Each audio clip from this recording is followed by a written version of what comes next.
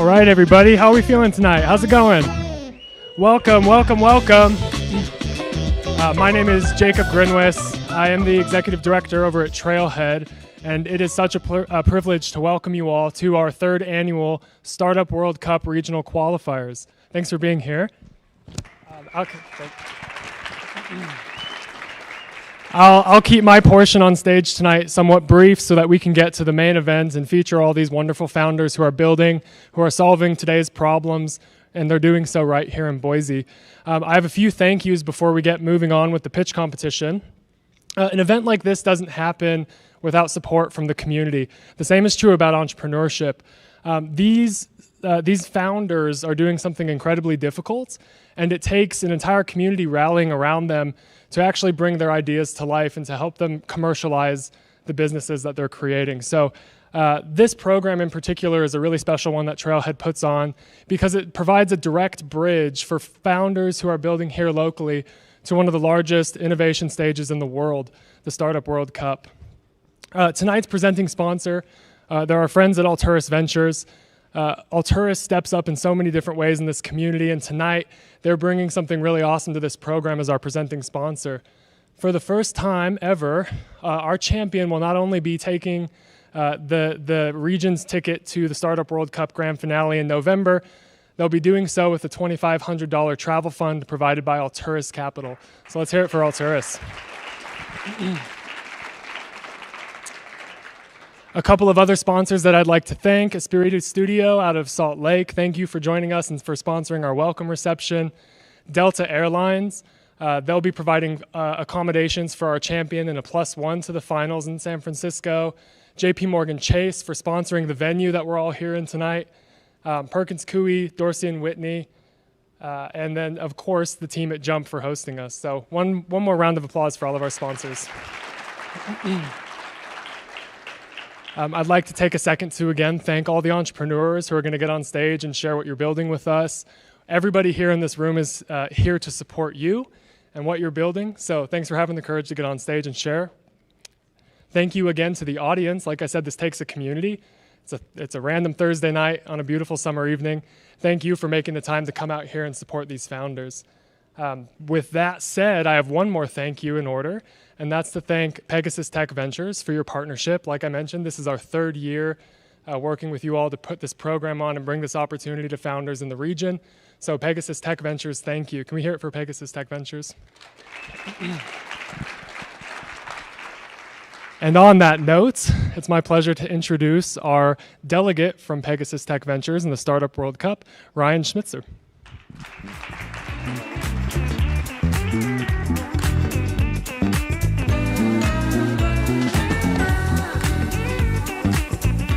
Alrighty, can you guys all hear me?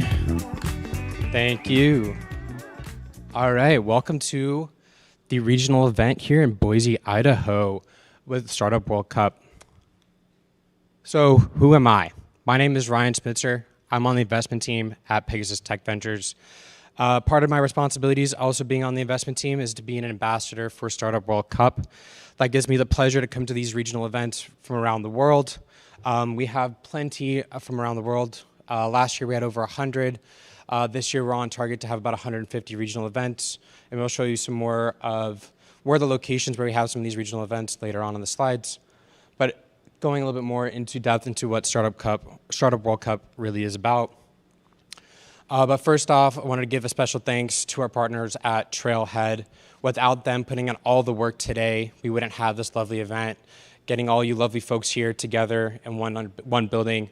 It takes a lot of work, and wanted to give a round of applause for them. So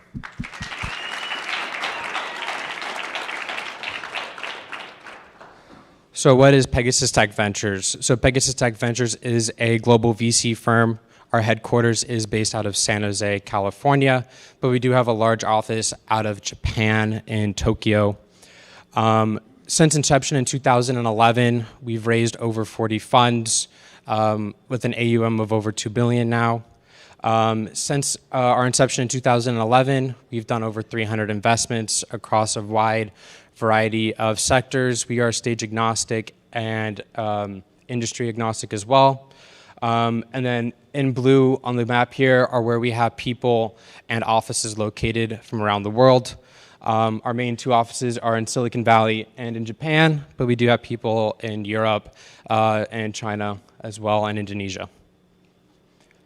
So a little bit more about Pegasus Tech Ventures. We say it as VC as a service. So we work with large corporations from around the world. We have a specific niche with Japanese corporations. Here, to name a few, Aishin here is a top 10 automotive OEM supplier.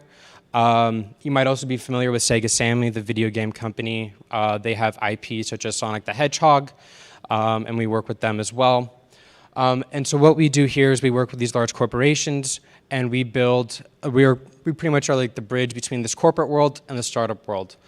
On two aspects. One, we try to help build collaborative and partnership opportunities between startups and the corporations, as well as do strategic investments alongside that as well.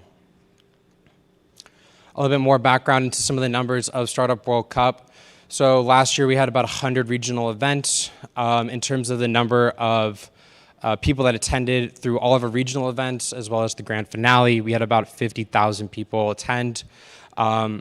The winner today from the regional event will have a chance to come to San Francisco in early November to potentially win a $1 million investment prize through Pegasus Tech Ventures.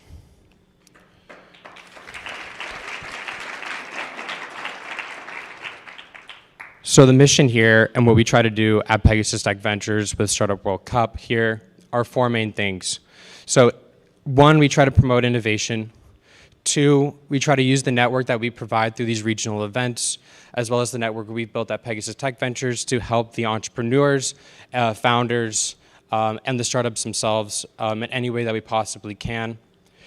We try to promote entrepreneurship, and then obviously use our media and network to promote the startup ecosystem locally as well as globally from around the world. Here are some events that we've had in Europe. Some of the locations that we've had events in Asia, North America, Latin America, and other parts of the world here. And then here's a little dot plot that I like to show of all the locations that we've had regional events. This is just from last year. Every year it looks a little bit different, and this year we're going to even have even more events. Our goal is to get to 200, and even probably hopefully more, and to obviously spread out where you see a lot of the empty spaces there, particularly in Africa and Latin America as well going forward. So the grand finale, as mentioned, it will be happening in early November. It is a 3-day conference. The first 2 days basically goes to find the top 10, and then the top 10 along with the other, let's say 100 plus, pitch again also on Friday in front of about 2,000 people. We will have people, I'll talk a little bit more about on the next slide, but you'll be in front of about 2,000 people, and there will be one winner at crowns at the end for the $1 million investment prize. Now, who actually attends? As I said, over those 3 days, about 3,000 people come and attend in San Francisco. On Friday itself, there's about 2,000 people in a very large ballroom that come and watch fireside chats, panels from large VCs, firms, and other media agencies. And then we also have some of these VCs also be our judges as well. Last year, we had people from B Capital, Norwest, be the actual judges. And it's a great opportunity if you are a founder to actually not just get judged by them, but then also to network and to have a nice conversation with them afterwards. In terms of previous speakers, some of my personal favorites are Steve Wozniak, co-founder of Apple, and then Vinod Khosla, who we had as a big speaker a few years ago, was also a fan favorite. And we also like to include one of the people from Shark Tank every year. People like it, so we have them come.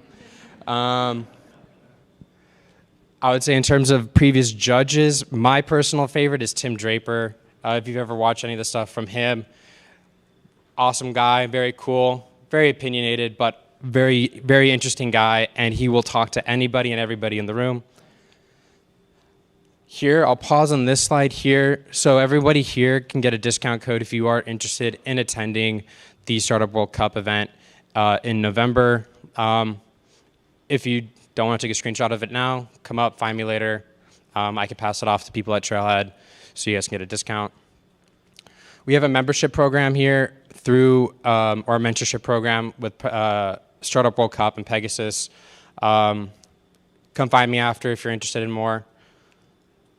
In terms of the Harvard alumni entrepreneurship here, we have a big partnership with the alumni network at Harvard, and they run a lot of programs and programming. So if you are interested in potentially doing one of their courses, they have given a severe discount or a significant discount to their programs here. So use this QR code.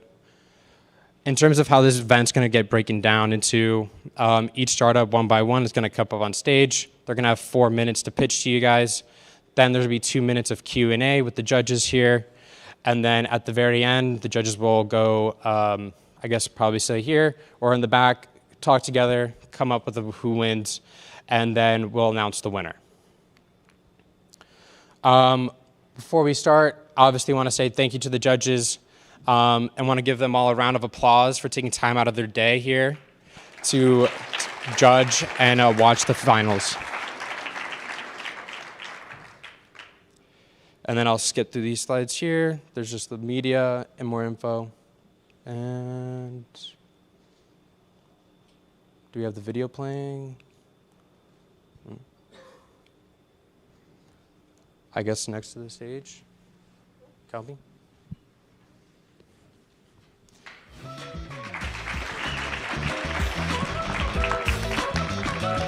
All right, are we ready for the main event? Yeah, excellent, me too. All right, first up, I am so pleased to welcome Ben Hoban, CEO of Rhetorix Lab. Rhetorix Lab is a video-based platform addressing AI misuse in education by replacing traditional written assignments with asynchronous oral assessments that better evaluate student understanding and communication skills. Please join me in welcoming Ben Hoban. Thanks so much.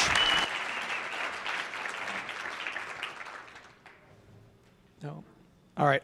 So we're going to start with a quote. So Sunday, there's an article in the New York Times. Stanford student wrote an op-ed on AI and tech. He had some pretty damning quotes. Things like, cheating is omnipresent. There's nobody that doesn't cheat with AI. That's how I founded Rhetorix. I'm Ben Hoban, co-founder and CEO. We're going to restore authentic learning and education.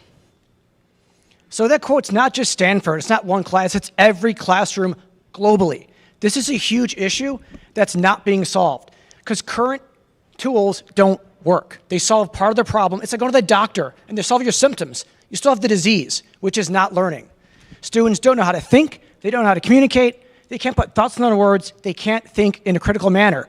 We're going to solve that with oral assessments. Oral assessments are the best assessment technique ever invented back since the Greeks, but they don't scale because it's one-on-one, but they scale now. So what we do is put it on video. When you're on video and you're one-on-one, you're authentic. You tell what you know. You don't fake it. You can't fake it. There's also timing gates. They have 30 seconds to prep and a minute 30 or 3 minutes to do your video. You can't look offline and do AI. We'll know you did it. You have to be authentic. This actually works. We tested it in a ton of students. And I said scaling. It has to scale. So it's asynchronous. What is, oh, the button worked. So it's asynchronous. What does that mean? Asynchronous means it's when you do it. So the student does it when they want to, and so does a professor. So that means that the professor grades on their own time. They can scale this to class of 200, 1,000 online classrooms can use this tool now. And the instructor can grade at scale. They get drop-down rubrics. They get keyword searches. They get the video. This can scale to a large degree. You couldn't do that before. And I said students aren't learning how to communicate. We'll fix that too. My co-founder has done deep research in speech analytics. So as they give assessments, they get back feedback. How do you present better? How do you communicate better? We'll fix their communication as well as their learning. So it's exciting because it's a huge market because, as I said, no one's doing this the right way. So launch market is higher ed. So colleges in the US, 150 million, 6% of instructors. That can get so much bigger. And then it's global ed in high schools. Same platform, tweaking privacy policies, we're good to go. Lastly is adjacent markets. We've already talked to other industries that want to use our platform. We can do that with minimal investment, hit those two. This is highly scalable. And it works. We've tested on a ton of students, a ton of classrooms. We've already gotten non-dilutive funding. We're going to close the seed round soon. And we're where the instructors get their stuff from. We're in every single LMS platform. We're in the world's biggest e-bookstore. And they already want it. This summer, we're testing at Boise State, testing at CWI, and Northwestern Kellogg School of Business. They want to use this right now. So how do we go to market? Freemium. Freemium works in ed tech. Companies you know, Quizlet, Kahoot, Duolingo, reach billion-dollar valuations with the freemium model. This works. Once you do that, it's classic sales strategy, which I do for a living. Land, convert, expand. This will scale to the nth degree easily. So why is it going to work? Because nothing else works right now. If you look at what you can do now, integrity tools, it's like plagiarism. It's like a speeding ticket. You just don't get caught. You keep speeding. We'll fix the problem like no one else can. We already have a moat around us, and that moat grows as we grow as well. So who's the team? As we founded this, we didn't want to build a tech company. We wanted to build a science company. You can replace tech. Science is hard to replace. That's why our founding team is industry operator, scientist, and industry advisor. We're science-based because it's authentic. Teachers want authenticity. That's why this is the founding team. So lastly, why Rhetorix? Well, there's a big problem. We've solved it, and there's demand for that problem. And if we think about Startup World Cup, they want global issues being solved. That's what we're doing. So vote Rhetorix, make us the standard, and build Boise's next big tech company.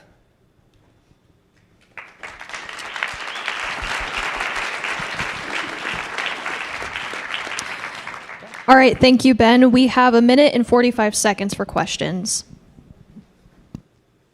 Yep. If it's a capture and review process, is it AI reviewed, human reviewed, a little bit of both, neither? Great question. So it's always going to be instructor first. So in our R&D pipeline, we're building AI assistants because I want them to help grading, but the instructor has to always grade because otherwise it's going to be chatbot to chatbot, which does nothing. So there's like 8, 10, 12 companies in this space doing audio capture as an AI workaround, right, to test authentic understanding. How do you differentiate yourselves either from a traction standpoint or a tech standpoint against those? So I'd say we differentiate in that we'll always be teacher first, instructor first. We're education-backed, education-led. So our goal is not to be a tech company. We're an education science company. I think that will set us apart. That's more authentic, which is what teachers want.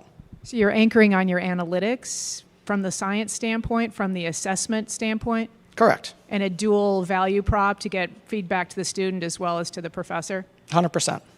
Thank you.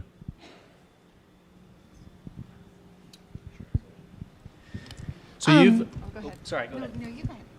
So you've already tested this out with several companies such as Canvas. What has been the overall feedback from them? Well, so Canvas and all the LMS platforms is actually just an integration. So all those platforms, it's like Windows, and each educator uses that as their desktop. So all you need is an API to get into their integration platform. All right, I'm so sorry. We're going to have to call it there. Thank you so much, Ben. Everybody give a round of applause.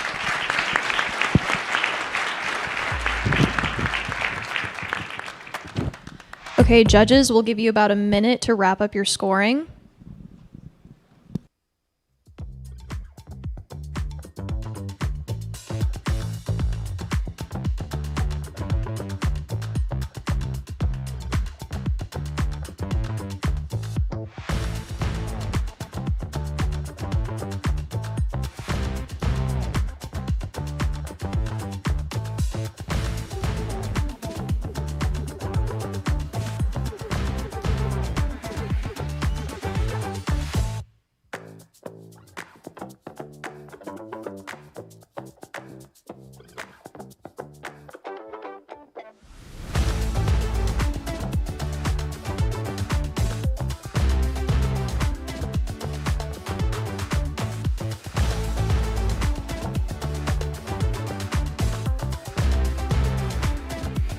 Is about 15 more seconds.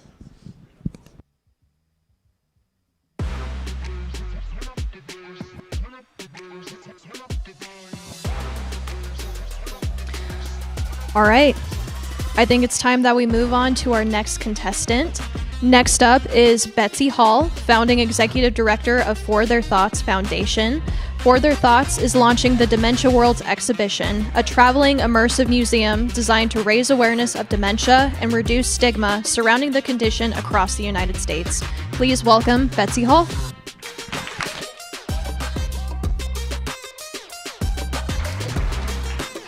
Good evening, everyone. I'm going to start by putting a symbol up on the screen. By show of hands, how many of you recognize this? It's breast cancer, right? What about this one? Okay, that's a little worse than I thought, but breast cancer and dementia both impact millions, but they carry very different levels of understanding and empathy. My family and I found this out the hard way. I was only 23 when I became caregiver to my mother with frontal temporal dementia. But caring for her wasn't the hardest part. It was the isolation. Friends and relatives stayed away not because they didn't care, but because they didn't know what to do. Because this isn't a healthcare problem. This is an understanding problem. Ooh, there we go. This is an understanding problem impacting millions of Americans today.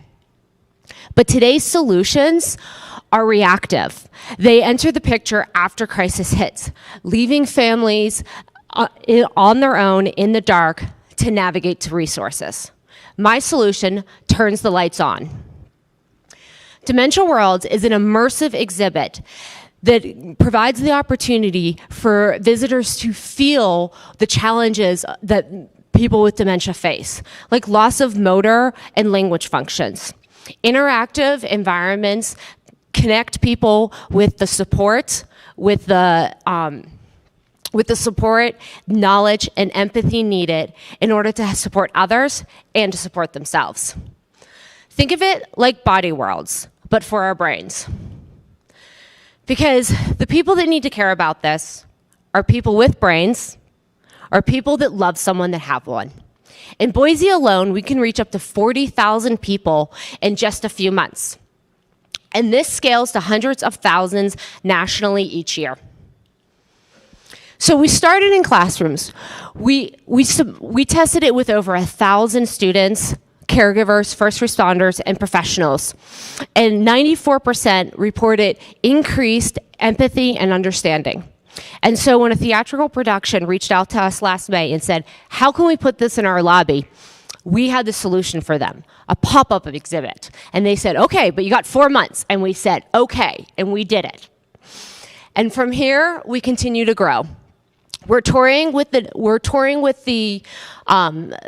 play as we next year, as well as going to dementia research and dementia caregiver conferences. Sorry, I'm getting a little caught off. The slides are not showing everything they're supposed to show. So from here, we step out of our industry and partner with UCSF Memory and Aging Center, where we'll move on to phase 2 and phase 3. Phase 2 evolves into public spaces and is designed for installations and for airports and universities where people already are. And from there, we scale up to a ticketed exhibition with revenue estimating between $200,000 and $1 million per run. Both phase 2 and phase 3 are primed to partner with biopharma and local healthcare systems in each location that we go to. And this continues to scale. Each phase expands our reach and sustains growth and expansion. And we're the team to make this happen. I've spent 16 years developing return on investment programs for the Department of Defense, and I've lived dementia as a caregiver, advocate, and professional for 18 years. And coming from the Susan G. Komen Foundation is our Director of Development, Carly Good. And of course, we have our collaboration partners at UCSF that involves designers, care professionals, and top neurologists. We also have exhibit designers and lived experience caregivers. I can't change what happened to my mom, but I can change what it looks like for the millions coming next, including families in this very room. Dementia Worlds gets upstream of the problem and drives behavior change, which fuels the ecosystem of research, prevention, and care. And this is how dementia gets its purple ribbon. Thank you.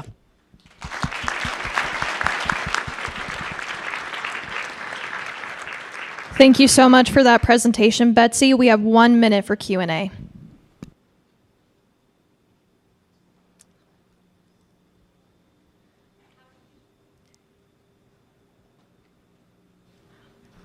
Hi, thanks for that. How do you plan to promote and market this product?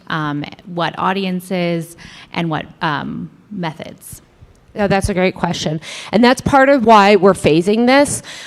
Airports is a natural place where people are dwelling, looking at things.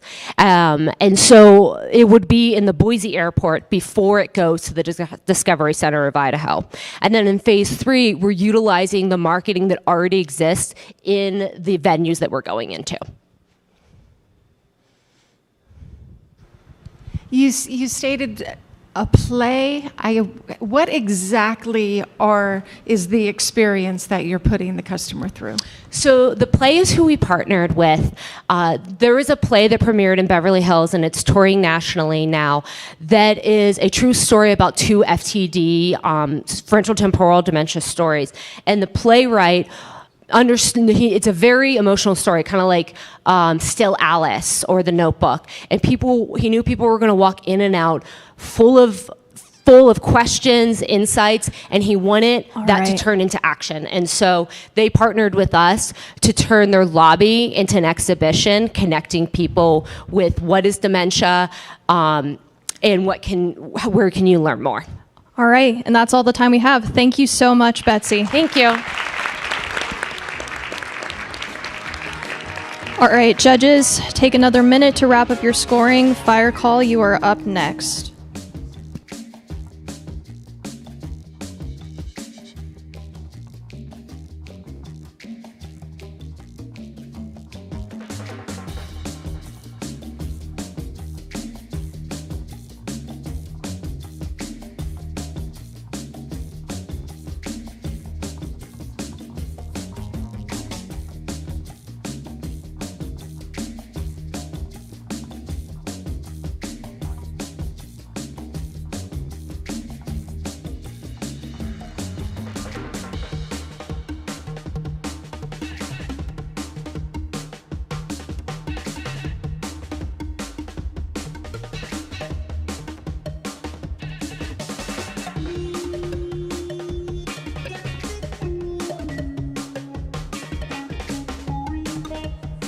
Okay, let's take about 15 more seconds.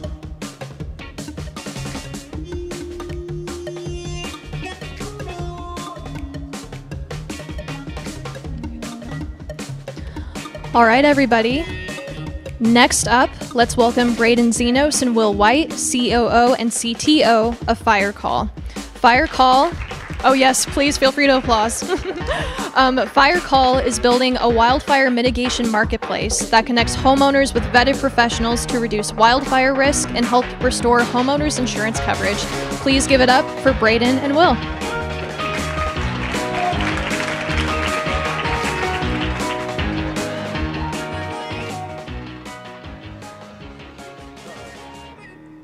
Thanks, everyone. Let's see here where we find our slides. Oh, here we go. Perfect.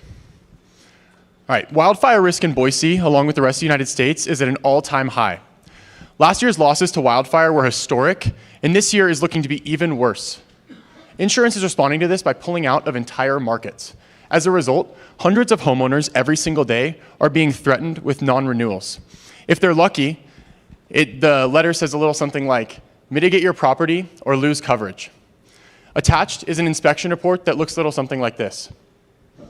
This technical, detailed, 80-page report makes no sense to anyone but the investor, yet this is how the homeowner gets their insurance back. The only thing this document does is cause confusion and frustration. The result is dozens of hours wasted from the insurance agencies and an extremely low retention rate. So clearly, this is a problem, and at FireCall, we understand it deeply and have built a solution.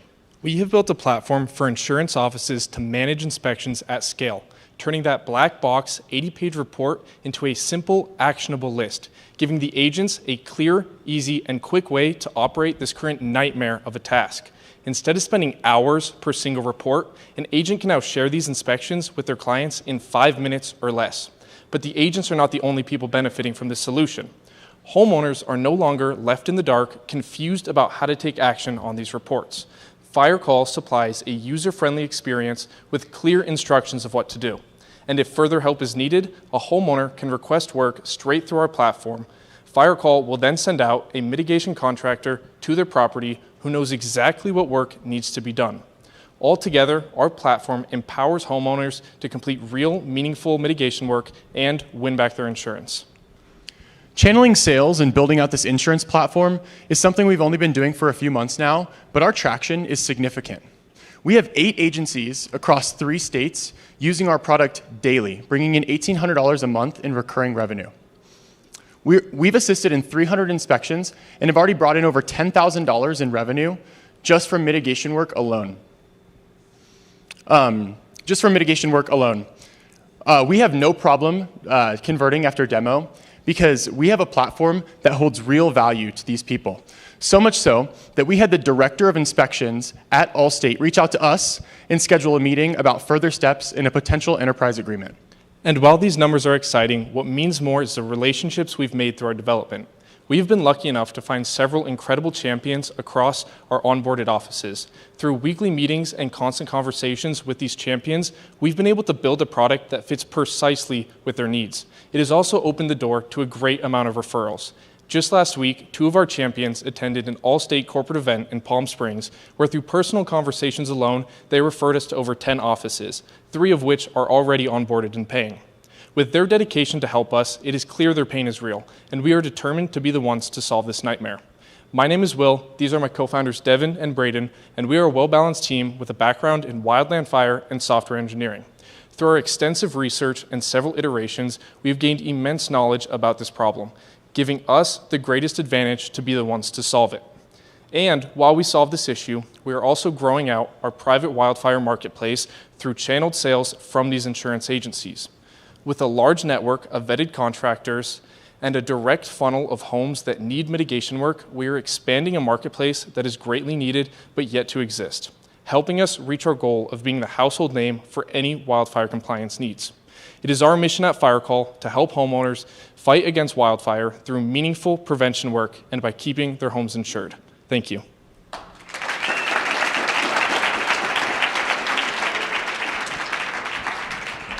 All right, judges, we have 2 minutes for Q&A.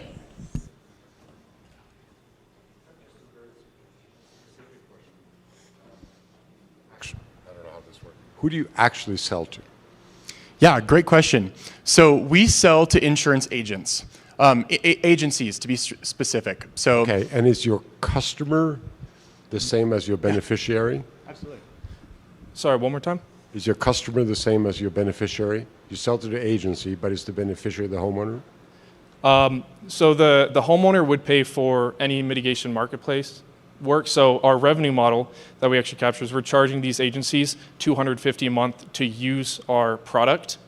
And we're actually looking in the future of charging them a per inspection fee. And then for the marketplace, if a homeowner did want to complete work, we take a 15 to 25% margin on top of whatever that contractor quoted that work to be. So you want to build a marketplace? Yes. Okay. Absolutely. That's the long-term goal. So it's also sort of creepy you're dressed the same. That makes me a little confused. That's funny. No, it's our theme. So that actually leads right on to like another thing that I wanted to cover super quick is like our market size. So for the SaaS that we're at right now, we're seeing like a segmented market of about $6.5 million in annual recurring revenue for a year, which is small right now. But for a group of 3 bootstrap developers, it's actually really exciting because it channels directly into our mitigation marketplace, which has a significantly higher segmented obtainable market of $144 million. So, thank you for that question. If you guys go, this all-state meeting goes well and you guys get a huge enterprise contract, how do you plan to be able to get all of these mitigation experts and like subcontractors to be able to cater to that giant enterprise? Yeah, absolutely. So there are 10-second warning. Perfect. There are certified mitigation specialists all across the United States that can be recruited, and all they need to do is set up a plan, and that can either be given to the homeowner as like work that they can do themselves, or you can find people all over Facebook Marketplace do these All jobs, right. everything. So sorry, I have to cut it off there. Thank you so much, Team Fire Call.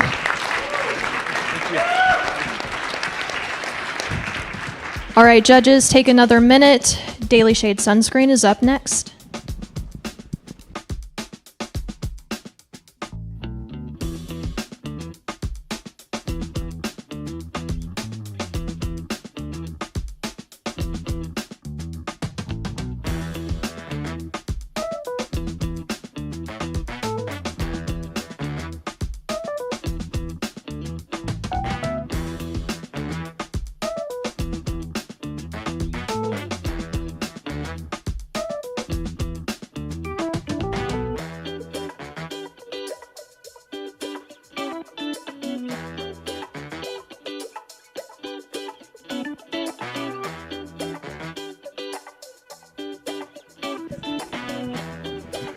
All right, judges, take about 15 more seconds.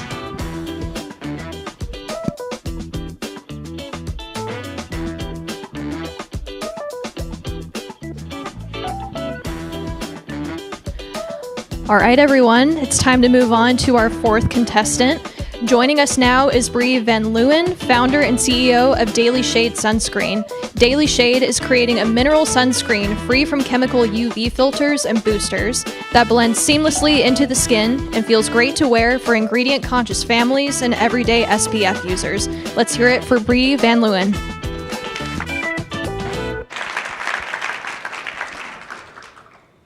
Hi, I'm Bree Vanleeuwen, the founder of Daily Shade Sunscreen. Do you know the most common cancer in America? It isn't lung, it isn't breast, it isn't colon. It is skin cancer, and by a long shot. In fact, 1 in 5 Americans will develop skin cancer in their lifetime. 1, 2, 3, 4, sorry, it's you, 5. Now, here's the crazy part. It is also the most preventable cancer in America. I want that to sink in for you, the most preventable cancer. We know the cause of most of these cancers, 90% of them are caused by UV rays. Now, up to 80% of UV damage happens during a person's life before the age of 18, when they're young, when they're little, like my kids here on this stage. And just one blistering sunburn during childhood doubles your lifetime risk of melanoma later on in life.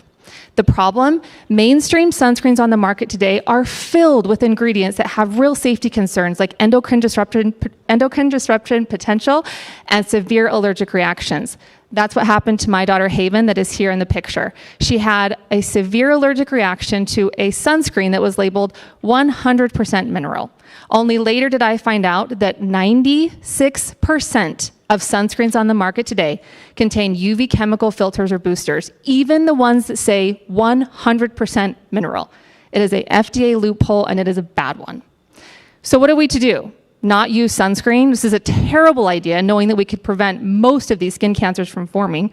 Or we could use a true mineral sunscreen that looks like this. White, pasty, greasy, almost impossible to get your kids to want to wear this, right?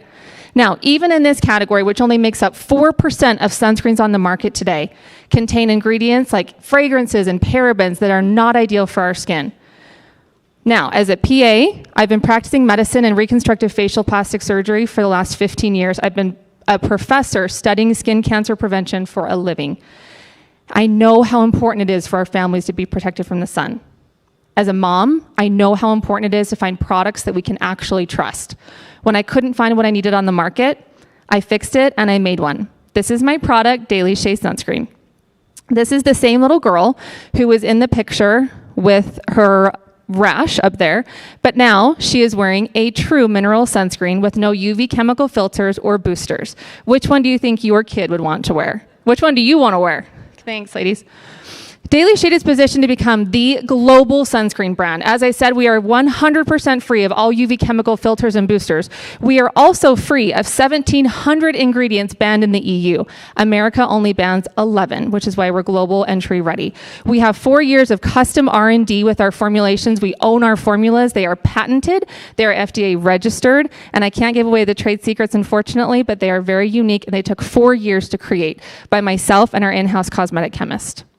I found a huge gap in the sunscreen industry.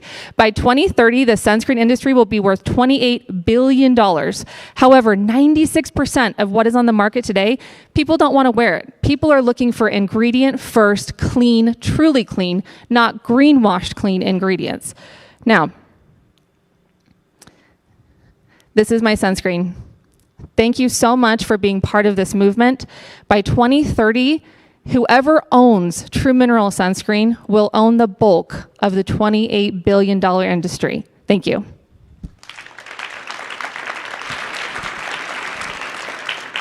All right, thank you so much, Bree. We have 2 minutes and 15 seconds for questions.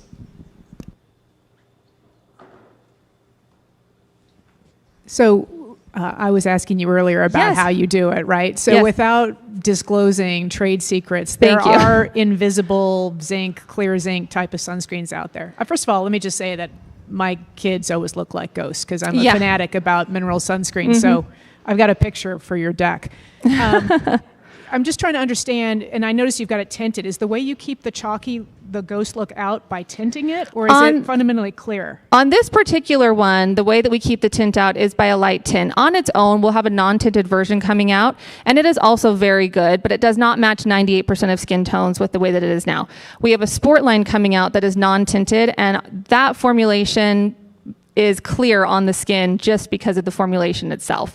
And then our women's line will have a topical vitamin D and a mineral-based sunscreen utilizing our patent as well. So within the lane, you go into clear mineral sunscreens, which is a subcategory, right? Correct. And then you eliminate sheer. I would say sheer. Sheer. Because zinc is white, it will always be white. So sheer. Sheer. You eliminate the ugly stuff, right? Which is your point. And then you have a tinted, non-tinted option. You're bringing out an adult sunscreen. So then my last question is just your distribution. Distribution, fantastic question. We are currently D2C. That is making up 96% of our sales currently.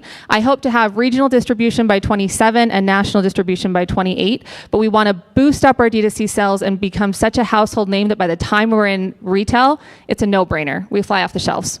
And in your deck, you had that you've already launched Babe Shade. Correct. But then your year started with your future products. So I wondered how much you'd sold of Babe Shade. Well, or how long it's been in market, like how much traction you've had. Great question. So in the last 15 hours, I've sold $2,500 worth of Babe Shade in the last 15 hours. And we've been launched since 2024, and I don't do any marketing currently, so I don't have any marketing spend on that money that I sold in the last 15 hours. Congratulations on that. Thank you. All right, that is all the time we have today, or for Bree. So everyone, please give a round of applause for Bree.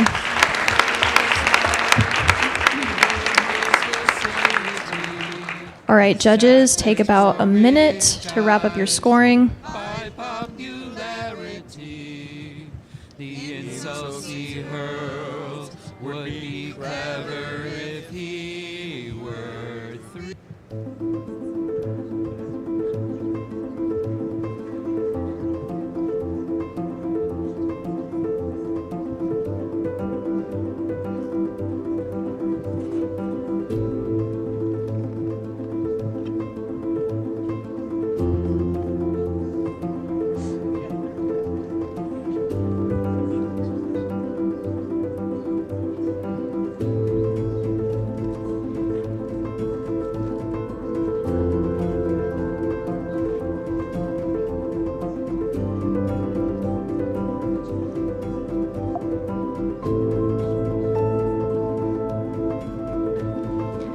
Okay, judges, we'll take about another 45 seconds.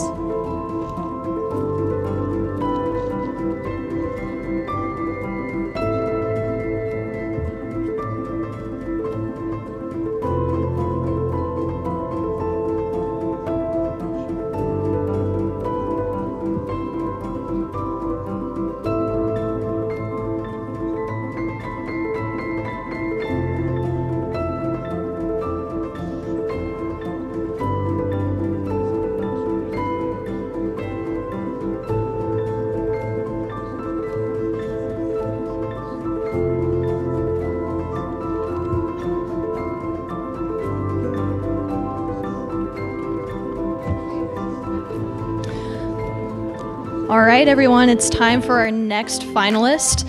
Now taking the stage is David Smith, founder of the MRP Refinery. The MRP Refinery transforms traditional materials requirements planning into an intelligent, adaptive system that helps manufacturers optimize performance, grow profit, and operate with confidence. Please join me in welcoming David Smith.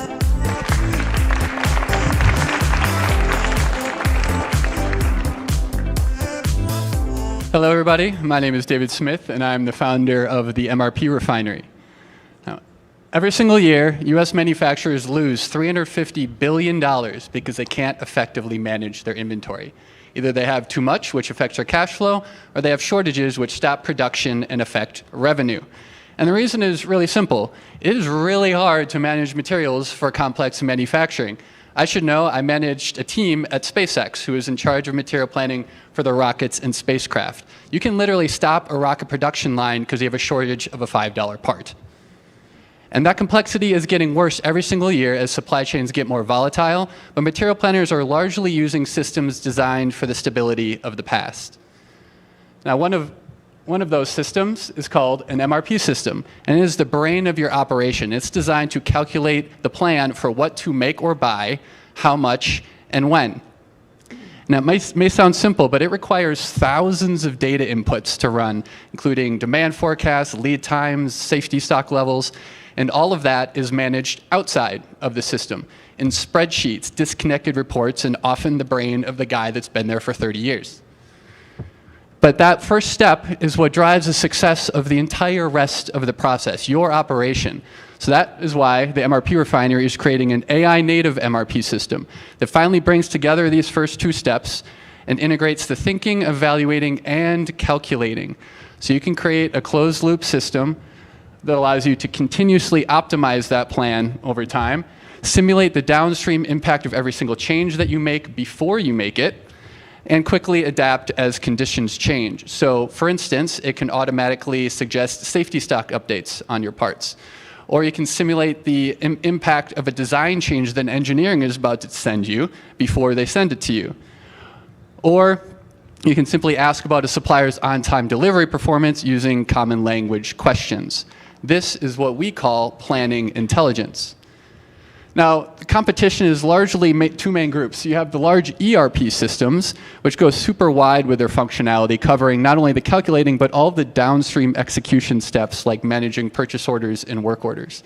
But they don't touch the intelligence. Then you have all these AI insights tools that are popping up that are trying to help with the intelligence piece, but they sit outside of the core system, so that limits the value that they can actually generate. So by integrating those first two steps, we can add the most value to our customers, but also having a unique niche in the market that we can defend. So the market that we're targeting initially is the existing MRP system market, and by the end of 5 years, we're looking to reach a sum of roughly $17 million. And we're starting off by targeting small manufacturing startups that are growing in complexity quickly, but don't have existing systems and tools that we have to deal with. Our business model is a subscription plus AI usage model, and we're looking to mostly scale through a land and expand with our existing customers to more sites and users, but also bringing out more AI tools over time to increase that AI usage as well. And then obviously continuing to improve our acquisition efficiency over time. We have a three-pronged go-to-market strategy, starting off with founder-led direct sales with me. I have a pretty strong network in the small manufacturing sector, and then laying in organic marketing, website, SEO, and then strategic partnerships with supply chain consultants, which is a really huge market. Our traction so far has been really great. We've reached 300,000 LinkedIn impressions, which is actually driving inbound leads. And I'm currently talking with 3 potential manufacturers for our pilot program that we're looking to launch this fall. I am the founder and CEO with over 12 years of experience in complex manufacturing, as well as B2B SaaS as a product manager. And then we have an awesome advisory team with extensive leadership experience in B2B SaaS and manufacturing. And that, my friends, is the MRP Refinery. Thank you. All right, thank you so much, David. We have 1 minute and 55 seconds for questions. Do your customers have to choose between incumbents and you? So in some cases, yes. So when we talked about the competitors there, those large ERP systems are covering a lot of functionality, but really the value that they add is mostly with the downstream execution steps. Their MRP systems are pretty basic, and a lot of those customers are complaining about how hard it is to use their system. So we can integrate in as the calculation step and add value to their system as well, so they don't have to completely rip out their existing systems. And then also, we replace those AI tools as well, which are just layers on top of their existing system because they don't add as much value.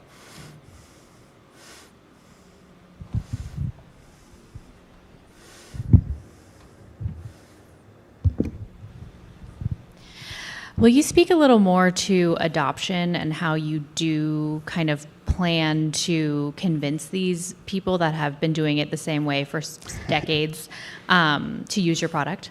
Yeah.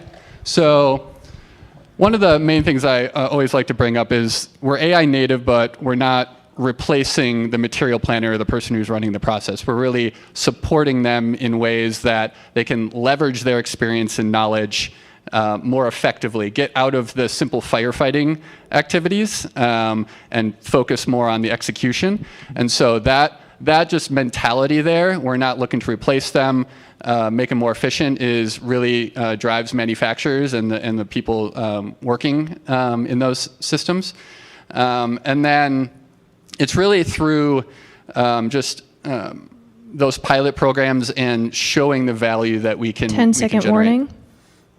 All right, perfect timing. Thank you so much, David.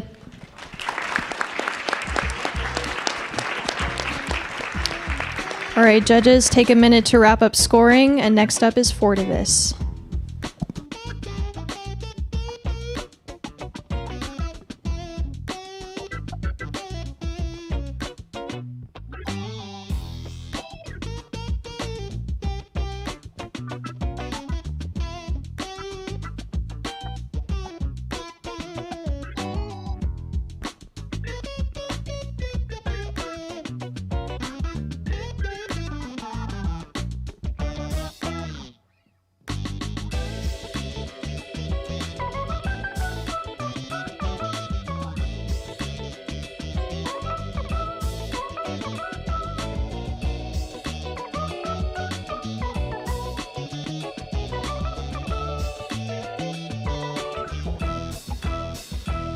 Okay, everyone, that was the halfway point, another 50% to go.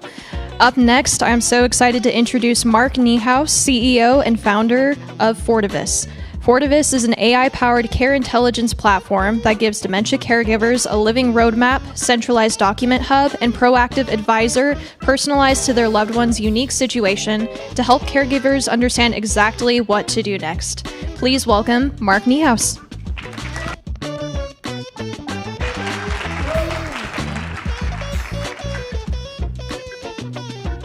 8 months ago, I lost my mom to Alzheimer's. My dad's in memory care, and now my father-in-law is starting his dementia journey. There are 12 million Americans that are currently caring for loved ones with dementia. And do you know what breaks us down eventually? Is the decision fatigue, the medical power of attorney, the advanced directives, the insurance fights, the benefits. It all adds up, and these decisions are made under duress. They're time sensitive, and they take a toll on the family, both financially and mentally. I'm building the dementia caregiving platform I wish I had. I'm Mark Niehaus, and this is Fortivus. Our team is purpose-built for this. Shelley and I already deal with dementia care every day. I have 20 years of tech operations experience. Shelley is a voice of customer specialist, and Scott is an AI lead at a $25 billion tech company. And we're supported by advisors every step of the way.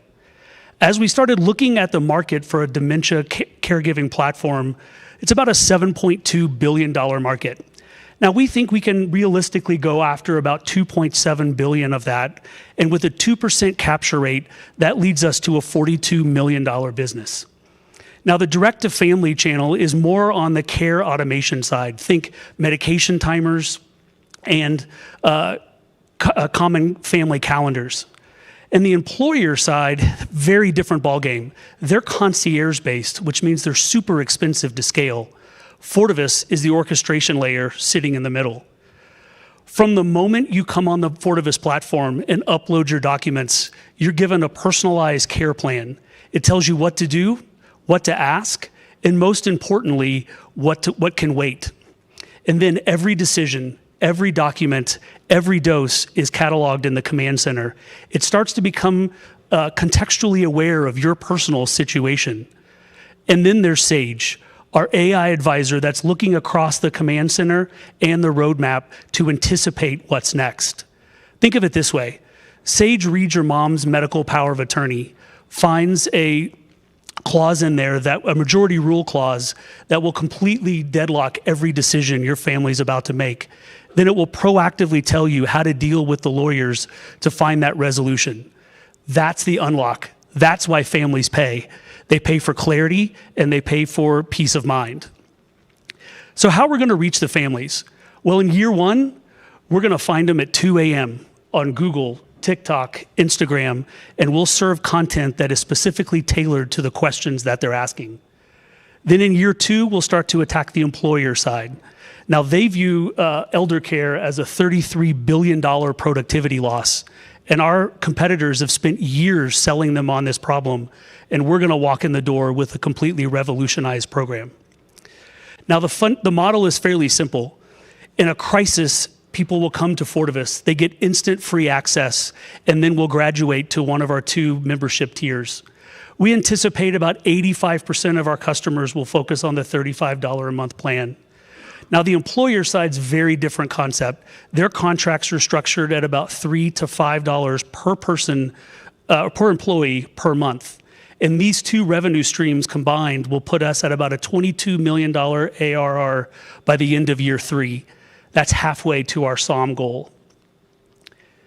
Now, if you look at this 3-year roadmap, we're just at the beginning. We've done our market diligence, we've built the prototype, and by the time we land in San Francisco for the finals, we'll have an underlying architecture already built, and 500 families will be on the wait list. This isn't runway, this is launch capital. The market, the math, and this moment tell us that now is the time to build. And with your support, we're ready to change the future of family caregiving. Thank you. All right. Thank you, Mark. We have 1 minute and 40 seconds for questions. Really well done. Oh, is this working? Perfect. With the monthly subscription revenue, I'm not familiar with this process. After you go through the first pass of all the items, how often are you revisiting the software? Well, so there's 2 answers. Initially, the updates are going to be manual. So a lot of times there's monthly doctor's appointments. There's all kinds of specialists that are coming on. You're meeting with financial advisors. So probably a couple times a month, you're putting some information into the system. But if you see on the roadmap overall, about year 2 or 3, we're starting to look at Epic and Cerner integrations so that as your loved one is going to the doctor, that information is flowing directly back into the system.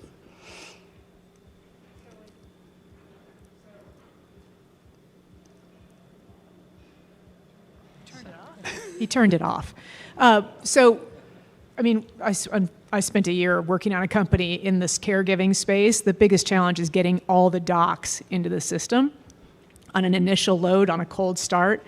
Do you have a solution for that? You're talking about doctor's appointments, medication information. It's a ton of material to really be able to provide coaching around something as complex as caregiving. You're going to have back-end hooks in year 3. Are you looking at what's your solution for that? Sure. For initially, it is manually uploaded. We're working on the technology from an OCR perspective to how do we parse all of those documents. But it can get started with as easy as like 3 or 4 different documents, say 1 or 2 legal warning, and 1 or 2 from a medical perspective, just to get you started to get that initial roadmap. All right. Thank you so much, Mark. All right. Thank you.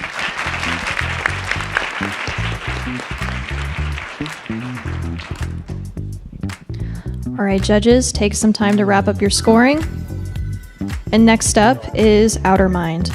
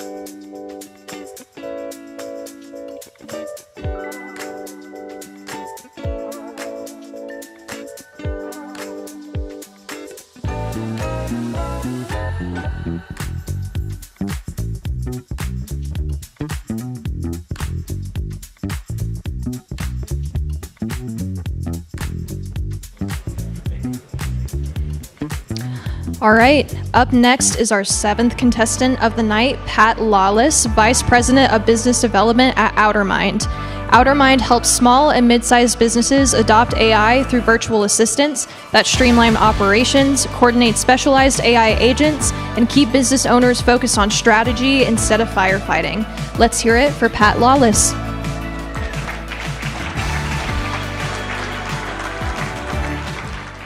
Hi, I'm Pat Lawless, VP and co-founder at Outermind. Outermind is bringing AI to small to medium businesses through the Microsoft Partner Channel. And we're doing it with a team that's done this before and had an exit last year that was about a 6x of our $50 million in revenue at the time. So, small businesses are running out of capacity, and they're struggling because they lack the ability to do AI the way larger competitors do. Their hiring is expensive.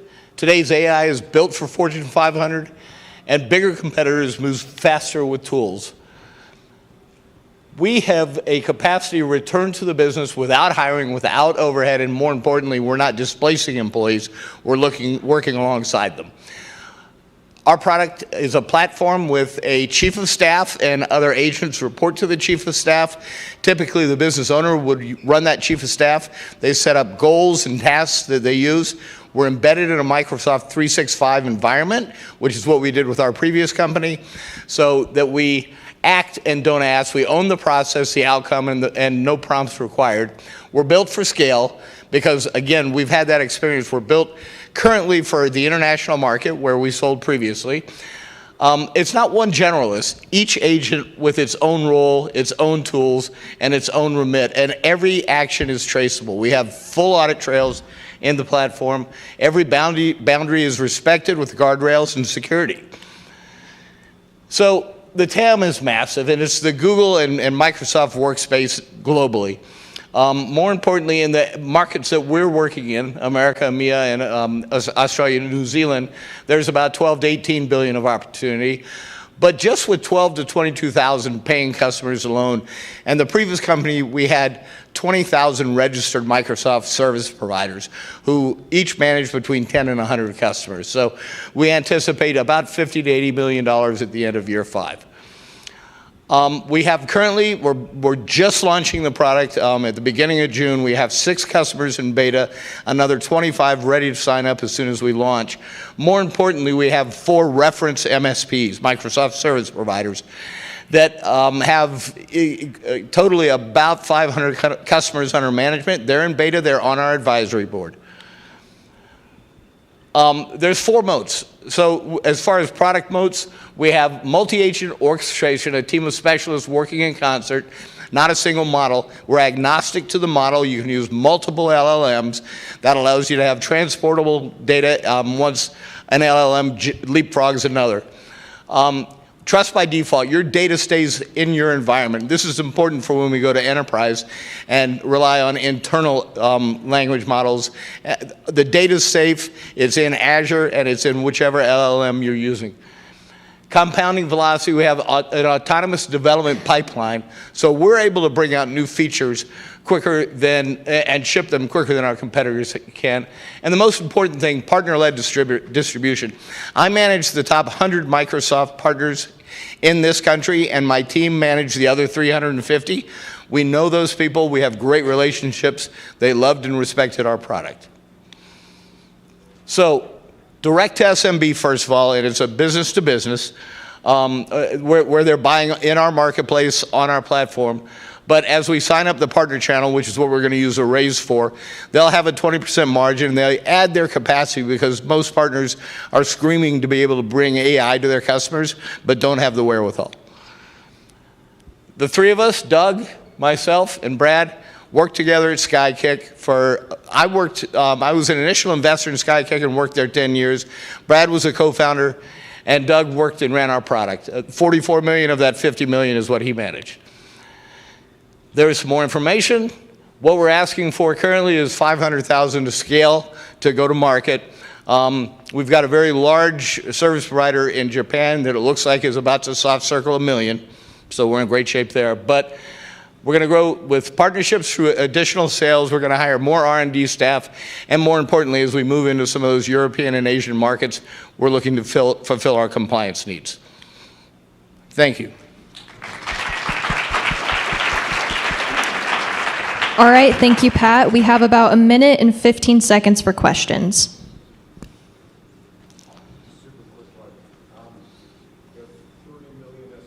The United States, what's your market segmentation and prioritization of actually who? What's the market segment?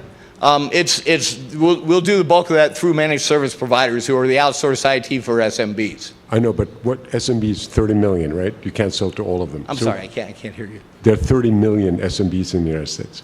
Yeah. Who is prioritizing? What is the rank order of the kind of SMB that wants this the most? Yeah, I mean, that's the great thing. Managed service providers run the gamut. They manage everything from a mom and pop restaurant to a large manufacturing organization. I think our product scales across anybody that has a need to manage the chaos that is inherent within an SMB. But initially, we'll look at, we've got some traction with law firms, we've got traction with accounting firms. Any service offerings is a really hot spot for us. Are you working across all workflows? I mean, SMBs have as many diverse different types of workflows. Are you doing, you said there's a chief of staff agent. Is there a billing agent, a booking agent, et cetera, 10-second warning. So we have agents and SMEs in different areas that work through our API. We're already linked to about 15 different common platforms, accounting platforms, ERP, things like that. All right, Pat. I'm so sorry. I have to cut it off there. Thank you so much. Thank you.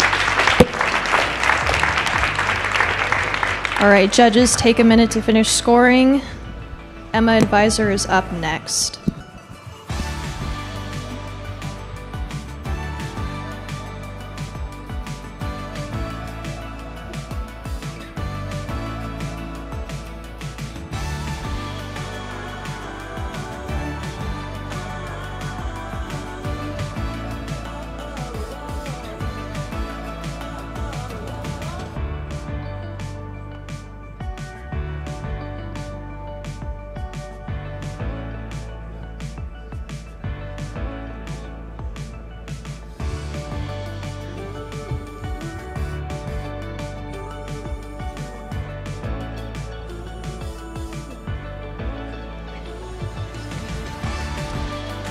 All right, everyone.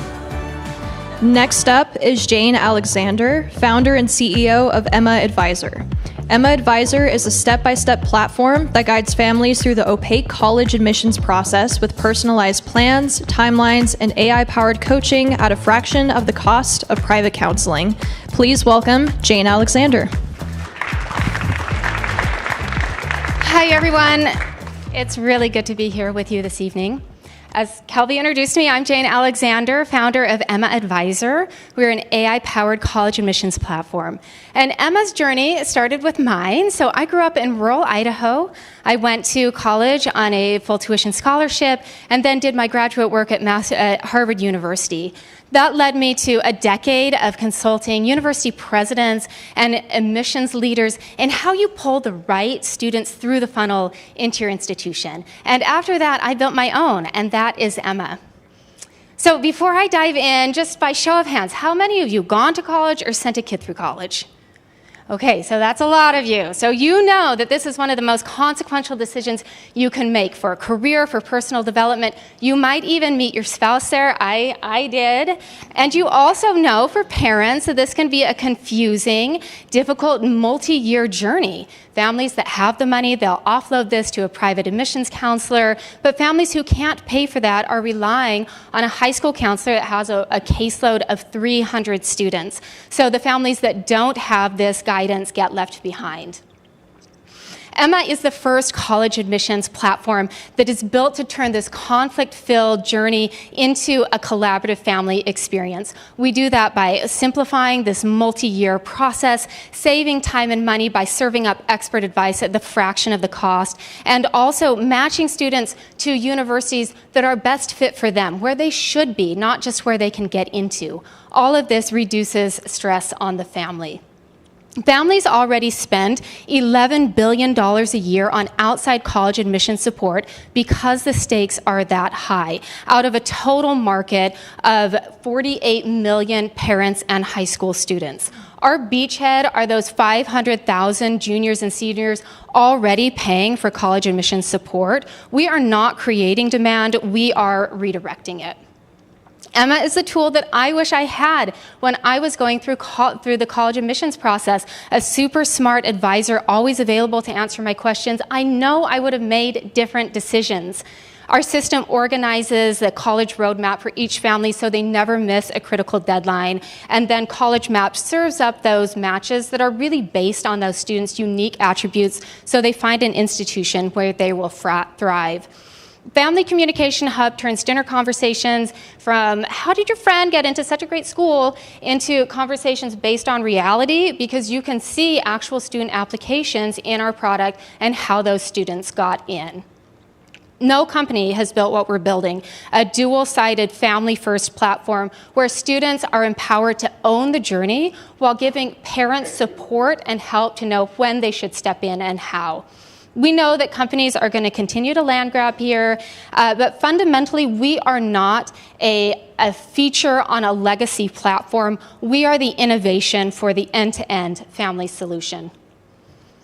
Parents join Emma for free, and then they activate students. In these early years, in freshman, sophomore, that price is discounted at $24 a month, and then when it's crunch time, junior, senior price is $49 a month. Our go-to-market channel is founder-led, capital efficient. We know our parent advisory councils have the highest conversion rate, so we are actively recruiting parent evangelists. I'm in conversations with school and channel partners. And of course, there's digital. Already my social media content has reached nearly 1 million organic views, just sharing my founder story and college admissions content. We are launching fast and we are learning fast. Last fall, what I was building caught national attention. I was interviewed by Axios and the Wantrepreneur podcast. We launched our beta in March and a big release just in May, which included our freemium version for parents. Over the summer, we're building community, doing a work up to a fall launch and a pre-seed raise. I shared my background already, so let me introduce you to my fantastic team. We have years of experience in the customer journey, in leading disruptive brands, software engineering, industry partners, and AI strategy. We aren't building an app, we are building the new standard for the college admissions journey. And a $1 million investment will take this from a regional tool to a national essential. And we are honored to have your support. Thank you so much.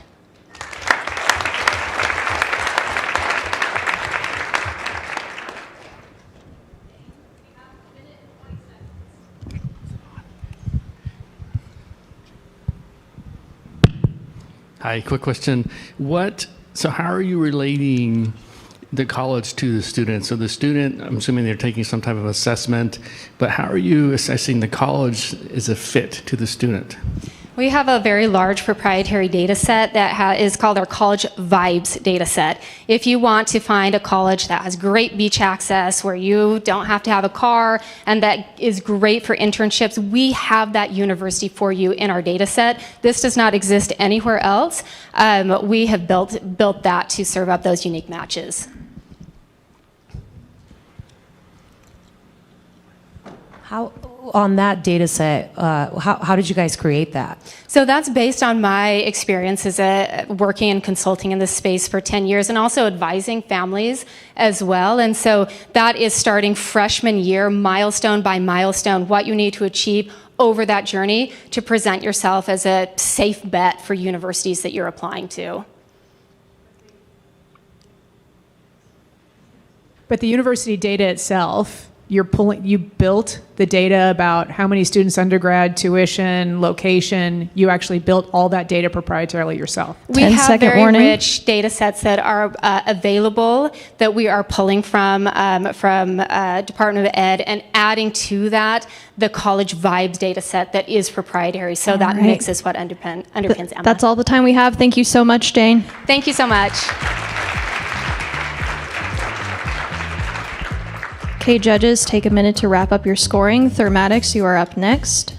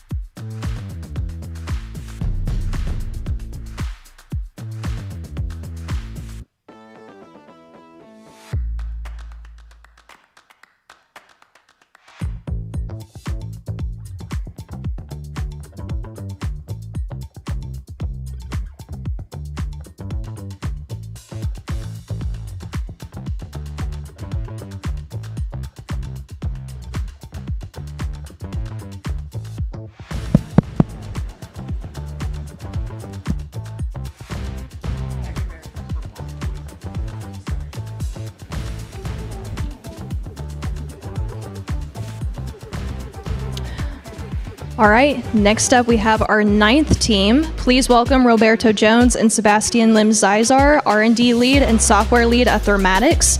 Thermatics provides long-duration wildfire detection using autonomous gliders and thermal prediction software to replace manned aviation with battery-free surveillance. Give it up for Roberto and Sebastián.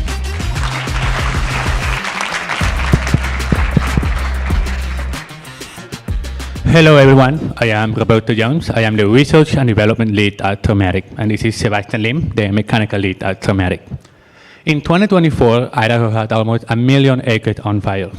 That is an 11-fold increase against 2023, costing Idaho up to $55 million and costing the US up to $900 million every year to fight these fires. Agencies like the BLM and the US Forest Service are racing against the clock. The data shows that detecting a fire within the first 30 minutes can help to reduce the cost and damage by more than 90%. The problem is that the current solution don't come close. Satellites take too long to detect a fire, traditional aviation costs a lot of money, and multi-rotor drones cover very little ground before they need to recharge their batteries.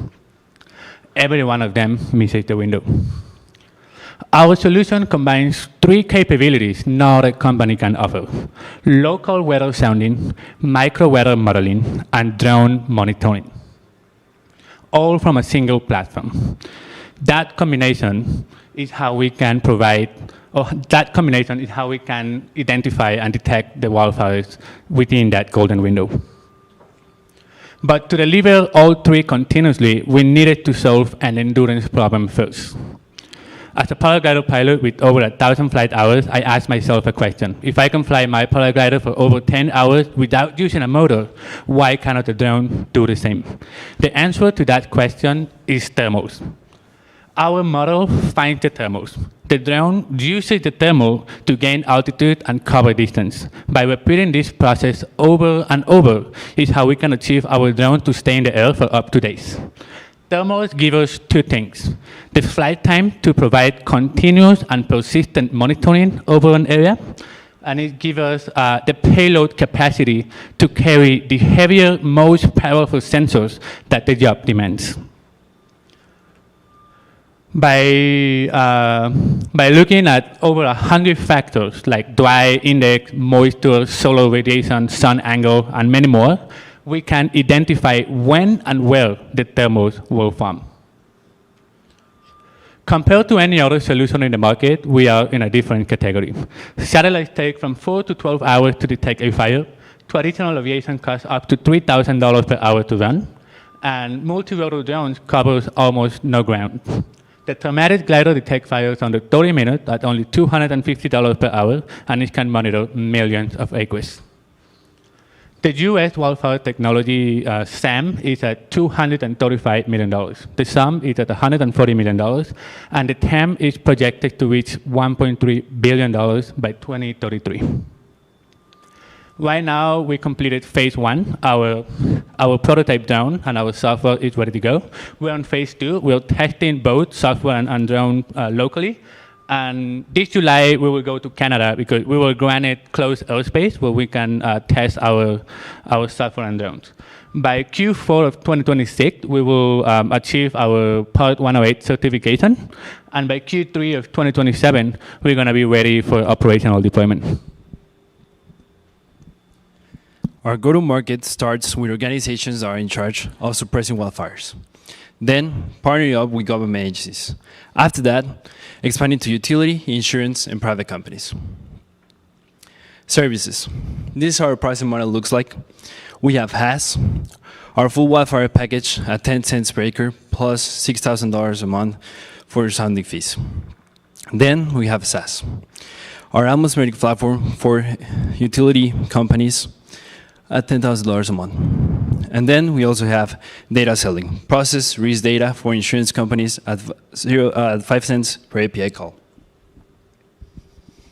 This is how we're planning to grow. We grow fast and we grow steadily.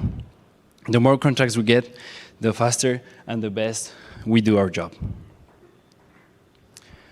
My co-founders, George Alpine, he has a lot of experience winning government contracts. Roberto Jones, our R&D lead, Luis Rivera, our software lead, and myself, Sebastián Lim. I'm the mechanical engineering lead. Together, our ultimate goal is a reduced fire season and a blue sky Idaho. Thank you.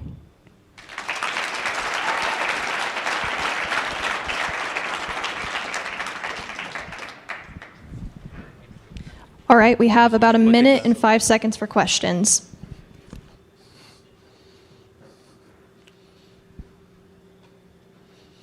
So you all depend on the swift passage of Part 108. Can you repeat the question? I'm deaf, so I need to hear you louder. Sorry. So it's not, the FAA rule, Part 108, is not all the way complete yet, right? It got delayed. It's still in process. It's going to go still in through. the process. So it's almost ready for implementation. We're expecting that by the end of this year it's going to be ready. All of our design is falling under that guideline. So we are expecting that by the time it's ready to apply, we have everything ready to submit the application and hopefully get approved. And then do you have to find a thermal to be able to effectively survey an area? Yes, well, that's a great question. Like I said, myself, I'm a glider pilot, so I know them myself. And to answer the question, there are thermals at all given times everywhere. So that's not really, it's not that we won't find a thermal. They're there. It's more about we have to be capable of using it. And we are there. We're capable of using it, yes. And then your comments I'm about... so sorry. That is all the time we have. Thank you so much.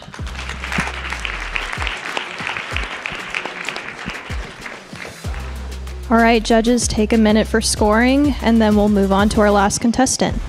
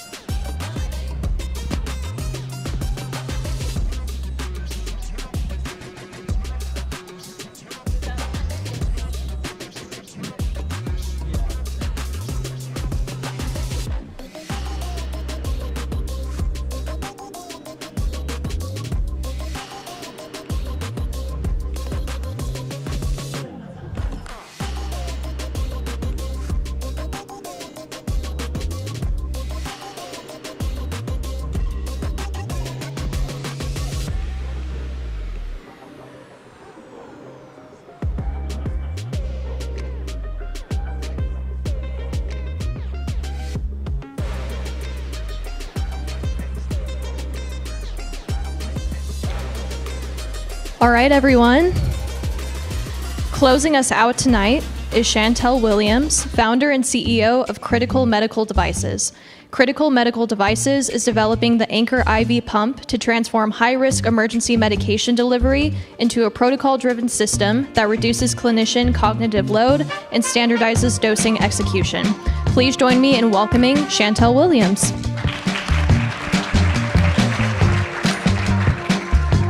Hi, I'm Chantel. I'm an emergency nurse practitioner. I've been in healthcare for about 33 years.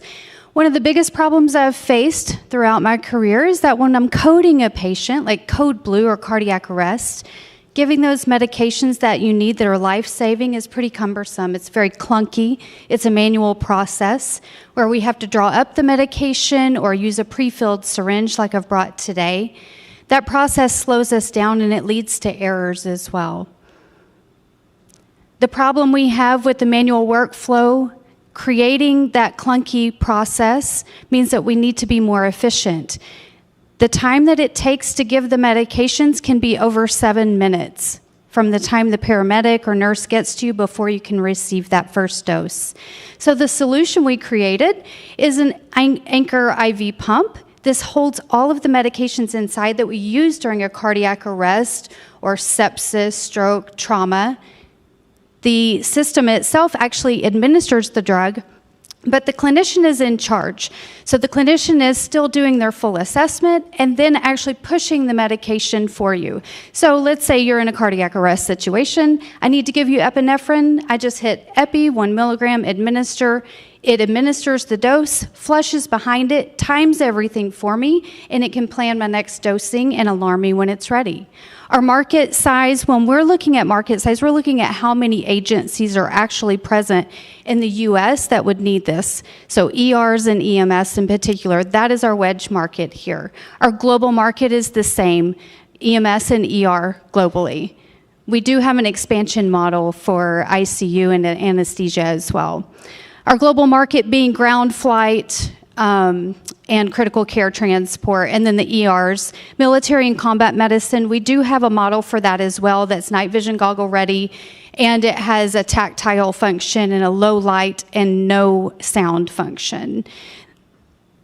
The competitive landscape is bare. There are no competitors in this market because everything is manual.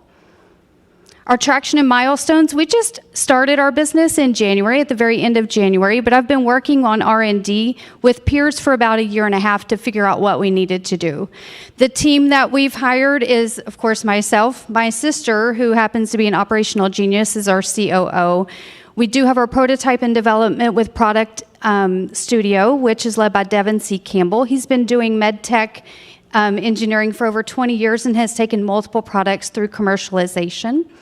We do have pilot sites identified, and I've been visiting those pilot sites on my road trip with my 3D model.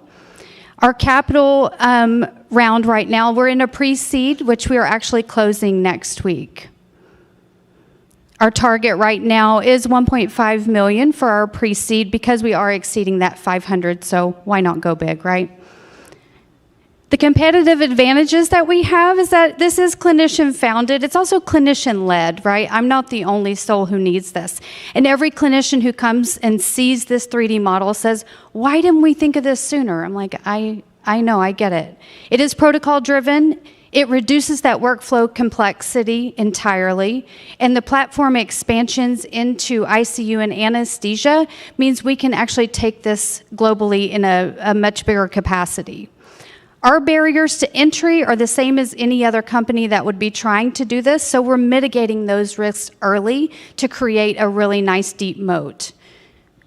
Our business model is that we're selling the hardware, of course the IV pump itself. The drugs are loaded in separately by the clinician who would be using them. So this beauty would be sitting on a crash cart or in your backpack if you're doing EMS. There is a consumable cartridge which generates recurring revenue. Also, the software and support create that recurring revenue annually. The cost and pricing, if we're looking at a large healthcare system, the cost for that healthcare system would be about $8,000. It costs about $2,000 to build. If we're talking about a small market, of course, the price goes up. You get a discount if you buy more. Our go-to-market strategy, phase 1, is that we need clinical validation during our pilot programs with EMS, and that market being San Diego, LA County, Orange County, and then Las Vegas area, because they have a very high call volume for 911 with a lot of coding patients. Phase 2 will be launching across the US in EMS, and of course hospitals. And then phase 3 would be bringing in those other iterations for combat medics, ICU, anesthesia, and then international expansion as well. Our primary buyers are hospitals and EMS agencies, as well as critical care transport. The distribution would be through the pilot program initially, and then the group purchasing organizations and the medical distributors. This is our team that I've already mentioned, myself, my sister Angela, who's our COO, Devin C. Campbell, and Christy Johnson, who is his partner and founder, and then Ed Stakely, who's running our IP. We are doing a double provisional patent currently, so we have one for the hardware and software tech and one for the process, because this has never been done. Thank you very much.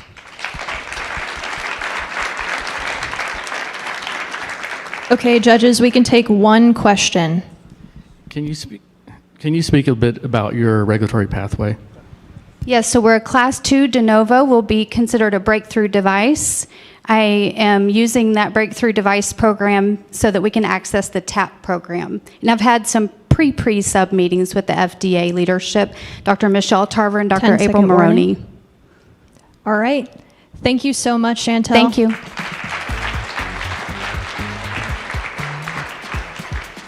All right, judges, take a moment to wrap up your scoring.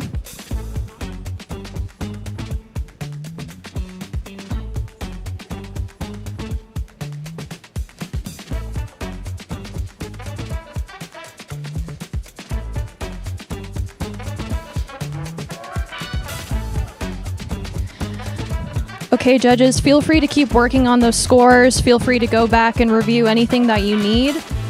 While we wait, though, I just want to take a second to thank our finalists again for taking the time to participate in this competition tonight. Can we have another round of applause?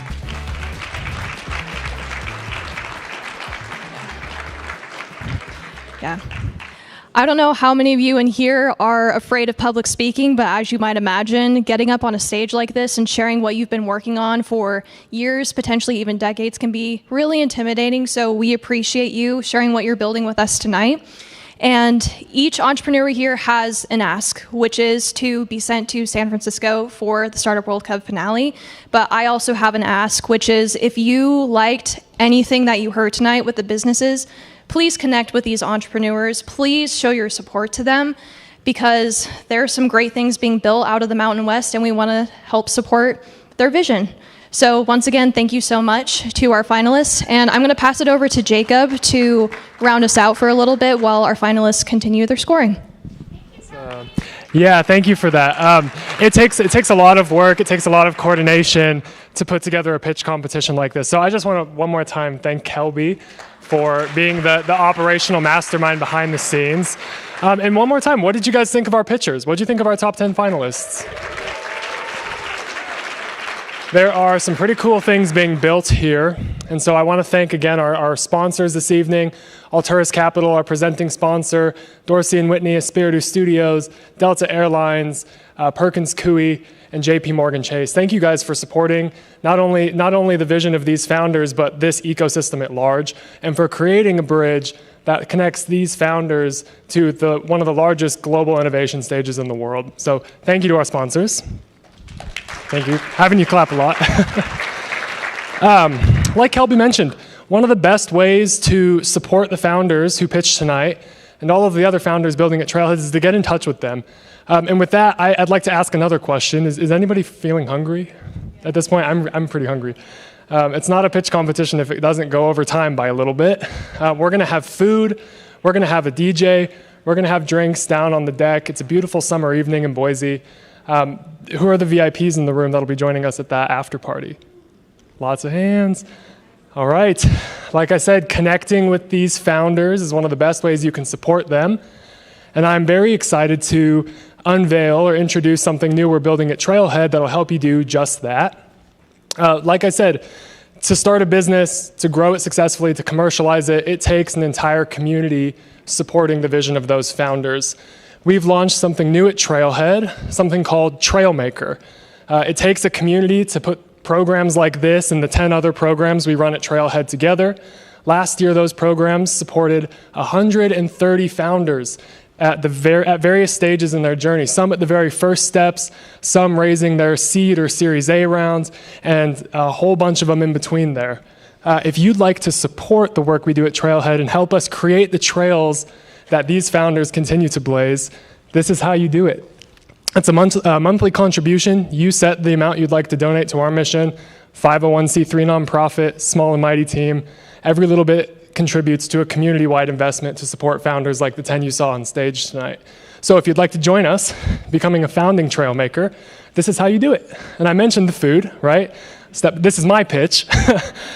We had a lot of good food prepared for this VIP party, and we've got about 20 extra tickets. So I'm going to invite the next 20 Trailmakers to join us at that VIP party. Again, every dollar goes to supporting founders like the 10 that you saw on stage tonight. So if you'd like to join the cause, here's exactly how. Judges, you don't have an easy task ahead of you. Feel free to calibrate your scores. Kelby's working right now to get our totals put together, and we're going to announce who we're sending to the the San Francisco Global Finals in about 5 minutes, so stick around. Thank you all for coming.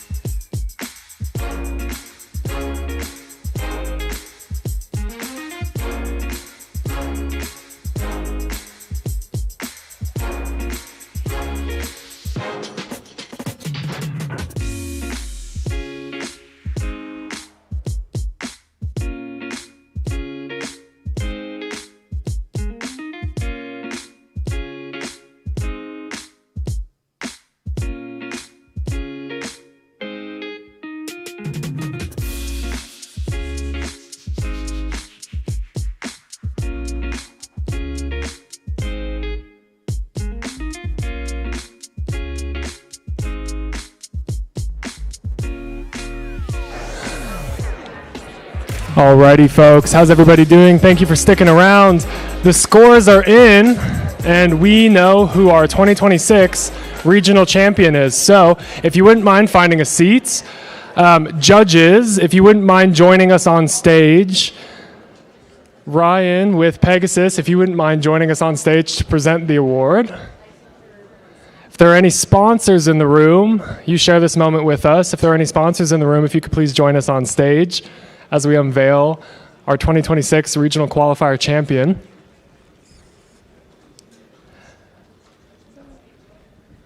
All right. Yeah, judges, sponsors.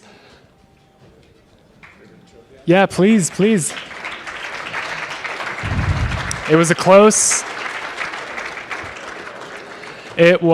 close call. There were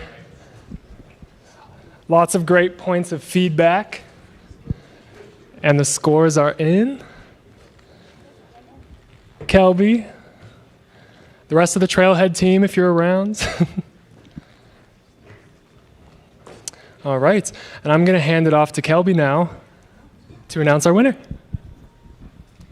Okay, first, I just want to explain how the winner was calculated. So all of these lovely judges that you see back here, each of them gave our finalists a score based on 9 different criteria. We averaged those scores across all of them, and then whoever has the highest average is the winner.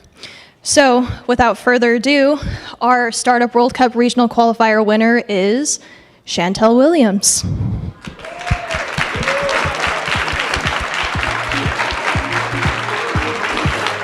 And just as a reminder, congratulations, Chantel. Here, I'll get off stage so you can have your moment. But just as a reminder, Chantel will be traveling to San Francisco for the Startup World Cup Grand Final in November, and we can't wait to support her from here in Boise.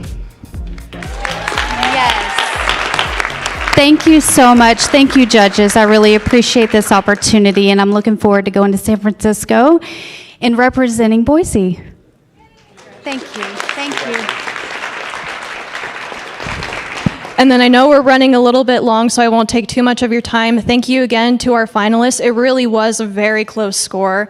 So once again, thank you so much for your time and effort, and we can't wait to see you at the VIP after party. Talk with you more.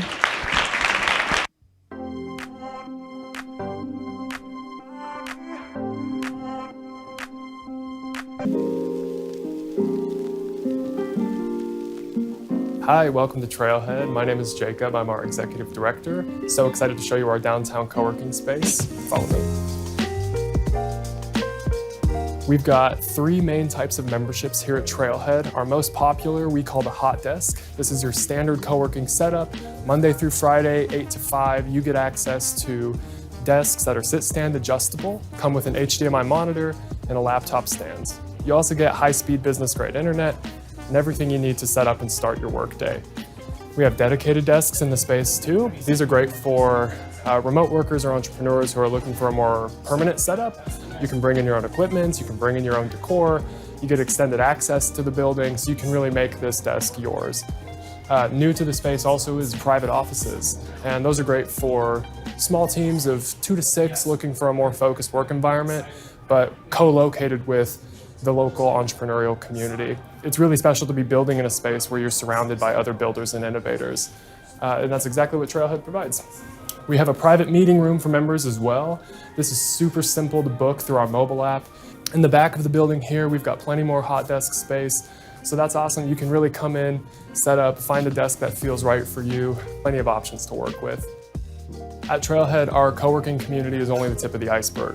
We run over 10 entrepreneurial programs that help provide the skills, connections, and resources entrepreneurs need to be successful. Boise Entrepreneur Week happens every year. It's our flagship program. We have a quarterly pitch competition called Boise Pitch Night, and so much more for you to check out. If you're a founder in this community and you're building a business, check out our website at trailheadboise.org to see our full list of programs and how they might support you along your journey. So if you're an entrepreneur looking to build next to other builders here in Boise, or you're an established company looking to surround yourself with other innovative minds, Trailhead is the place to do it. Come visit us, come check out our co-working space. We're located in the heart of downtown Boise, right off of 8th Street in the Bodo district. We'd love to show you around and tell you more about the work we do.